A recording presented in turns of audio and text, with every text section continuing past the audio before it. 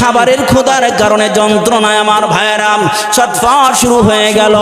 হাজেরা খাবার না পাওয়ার কারণে বুকের দুধ শুকিয়ে গেল। সন্তানকে কি খাওয়াবে, নিজে কি খাবে, নিজের খাওয়ার কোনো ব্যবস্থা নাই, সন্তানকে খাওয়ানোর কোনো ব্যবস্থা নাই, নাই কোনো পানি, নাই কোনো দুধের ব্যবস্থা, কি খাওয়াবে? এবার চিন্তা করলেন, দূরের দিকে তাকাই, ইন্না সাফা ওয়াল মারওয়াতা মিন শাইরিল্লাহ। সাফা পাহাড়ে দিয়ে তাকালেন। সাফা পাহাড়ে দিয়ে যখন তাকান তখন দূর থেকে মরিচিকার মতো পানির মতো দেখা যায়।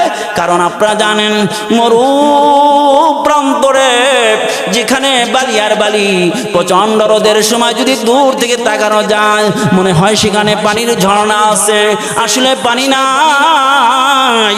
হাজেরা তাকালেন সাফার দিকে, সাফার দিকে তাকালেন, দেখে পানির ঝর্ণার মতো দেখা যায়। পাগল হারে দৌড়া সাফার দিয়ে যখন গেলেন সেখানে কোনো পানি নেই, আবার বাচ্চার কাছে ঘুরে আসলেন। এবার মারওয়ার দিকে তাকান, দেখেন পানির মতো দেখা যায়। মারওয়ার দিকে, মারওয়া পাহাড়ের দিকে চলে গেলেন, সেখানেও কোনো পানি নাই।